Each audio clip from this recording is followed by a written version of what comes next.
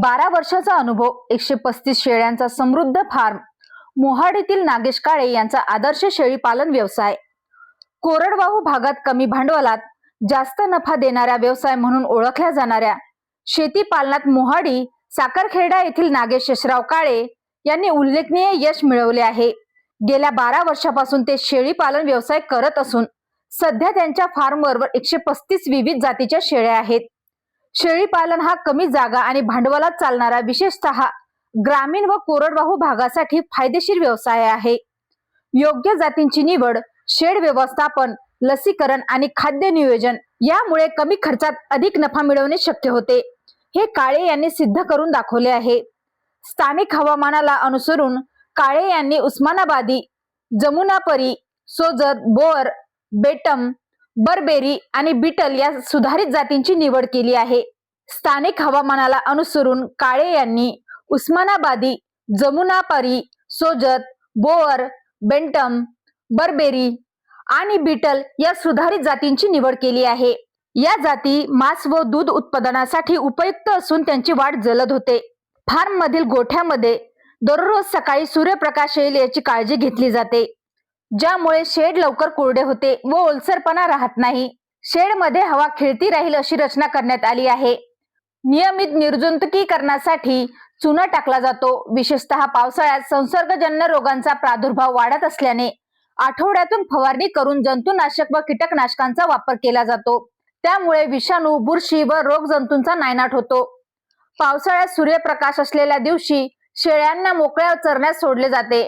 सुका चारा म्हणून तुरीचा भुसा, हरभरा भुसा दिला जातो. स्वच्छ पिण्याचे पाणी दिले जाते.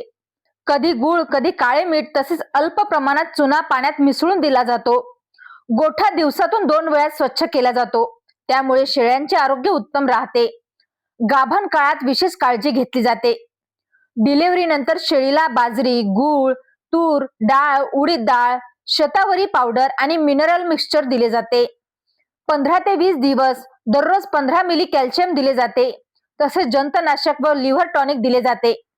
पावसाळ्यात करड्यांचे मृत्यू प्रमाण जास्त असल्याने त्यांच्यावर विशेष लक्ष दिले जाते. करड्यांना दिवसातून 4 वेळा दूध पाजले जाते. वाढ झाल्यावर हिरवा चारा, सुबाबूळ, दशरथ घास, मेथी घास तसेच मका, गहू, हरभरा, तूर यांचा भरडा दिला जातो. शेळ्या 7 ते 8 महिन्यात प्रौढ होतात, मात्र 9 ते 10 महिन्यानंतर प्रजनन करणे योग्य मानले जाते. गर्भधारणा कालावधी सुमारे 150 दिवसांचा असतो. योग्य नियोजनामुळे एका वर्षात कळपात मोठी वाढ होते. काळे यांच्या फार्मवरील शेळ्यांची विक्री थेट जागेवरूनच केली जाते. सुधारित व जातीवंत शेळ्या असल्याने शेतकरी स्वतः फार्मवर येऊन खरेदी करतात, त्यामुळे बाजारपेठेपेक्षा अधिक भाव मिळतो. विशेष जातींच्या शेळी पालनातून 50 शेळ्यांवर वर्षाला सर्वसाधारण 6 ते 8 लाख रुपयापर्यंत निव्वळ नफा मिळू शकतो. योग्य व्यवस्थापन केल्यास शेळ्यांची संख्या वाढून उत्पन्न दुप्पट तिप्पट होण्याची शक्यता असते.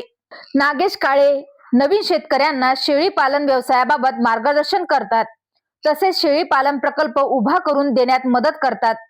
त्यांच्या अनुभवामुळे अनेक शेतकऱ्यांना आत्मनिर्भर होण्याची संधी मिळाली आहे. योग्य नियोजन, शिस्तबद्ध व्यवस्थापन आणि सातत्यपूर्ण मेहनतीच्या जोरावर शेळी पालनातूनही आर्थिक समृद्धी साधता येते. यांचे जिवंत उदाहरण म्हणजे नागेश काळे यांचा यशस्वी फार्म होय. नमस्कार, मी शेषरावनाथ काळे, मोहाडी, तालुका शिंदखेडा, जिल्हा बुलढाणा इथं रहिवासी. 2016 मध्ये 16 शेळ्यापासून सुरुवात केली. सुरुवातीला मी उस्मानाबादीपासून सुरुवात केली. 16 शेळ्यापासून सुरुवात करताना खूप अडचणी आल्या. नवीन असल्यामुळे कोट्याचा प्रश्न, सीटचा प्रश्न, कसं करायचं, काय करायचं याच्यावर विचार करून 2-4 ठिकाणी बोट पंप आले आणि हळूहळू या साध्या शेडमध्ये 16 शेळ्यापासून सुरुवात केली. सुरुवात करताना पहिल्या वेळेस त्यातले नफे तोटे बारकावे त्याचे लक्षात करून घेतले. नंतर गोट पंप सुरू केला. गोट पंप सुरू करत असताना सुरुवातीला कठीण गेलं, कारण गोट पंपमध्ये सुरुवातीला ताबडतोब पैसे मिळत नाहीत. शेळी गामण राहणे, शेळी जणणे, पिले मोठे होणे, विक्री करणे, नंतर पैसे येणे, या साधारणतः 1 वर्षाचा कालावधी लुटून जातो आणि तोपर्यंत माणसावर पैसे येत नाहीत. असं नवीन माणसाला वाटतं की सगळ्या याच्यात काही पैसे पडत नाहीत, नवीन मुलं कोणी करत नाहीत आणि हा शेतीला पूरक व्यवसाय म्हणून फार महत्त्वाचा ठरतो. उस्मानाबादीपासून सुरुवात केली होती. सुरुवात करताना उस्मानाबादीमध्ये सुरुवात केल्यानंतर शेळ्या कालांतराने शेळ्या बदलत उस्मानाबादीनंतर जमुनापारीनंतर बिटलनंतर आता माझ्याकडे आफ्रिकन बोर पण आहेत. आता हळूहळू अशा करता आम्ही 16 शेळ्याहून 130 शेळ्यापर्यंत आमच्याकडे शेळ्या आहेत. मध्यंतरी बोकड देखील आम्ही विक्री करतो. आणि आज रोजी मद्रास स्टॉकचे आमच्याकडे 7 शेळ्या ठेवतो. त्यातून आलेले गिराईक पाठी बोकड ईदसाठी बोकड असे आम्ही जागेवर विक्री करतो. विक्री जागेवरूनच करतो.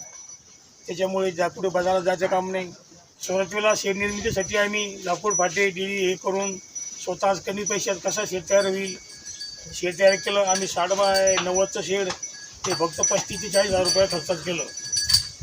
लाकूड फाटे आणि जाळी अशी मारून तयार केली. आणि मग नंतर हळूहळू शेळ्या वाढल्या तसंच आम्ही शेड वाढवलं. सकाळी उठल्याबरोबर आम्ही लहान करडे पाजून घेतो.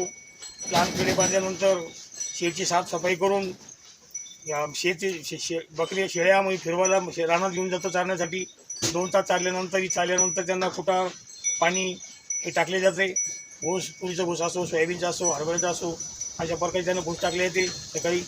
आणि दुपारी 2च्या नंतर पुन्हा 3 वाजता त्यांना फिरायसाठी नेले जातात. पुन्हा शेडची साफसफाई होती. संध्याकाळी बदलून चारा टाकला जातो. खुराक आवश्यकतेनुसार धंदे शेळ्यांना खुराक दिला जातो. बकऱ्याचं जे लसीकरण असते ते आम्ही वेळेच्या वेळी डॉक्टरच्या सल्ल्याने करून घेतो. आणि बाकीची थोडी काय ट्रीटमेंट असेल ती मी स्वतः करतो. आणि त्याच्यामुळे आम्हाला मेडिकल खर्च फार कमी लागतो. आणि चारा वगैरे खूप आमचा कमी खर्च होतो. त्याच्यामुळे आम्हाला 2 पैसे त्यातून मिळतात. शेळीपालन सुरू करताना त्याचे बारकावे नफा तोटा नुकसान हे सर्व पाहिलं गेलं पाहिजे.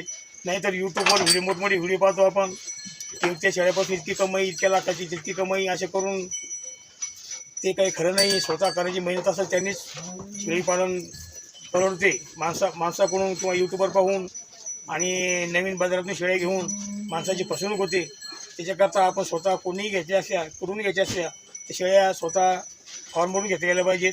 जुन्या अनुभवी लोकांकडून माहिती करून घेतली पाहिजेत. त्यामुळे आपली फसवणूक होत नाही. आणि इथं फसवणूक झाल्यानंतर ती चीज भरून निघत नाही. तेव्हाचा वेळ जाते आणि पैसा जाते आणि आपलं आर्थिक नुकसान होऊन जाऊन त्यातून शेळीपालनामधून काही मिळत नाही.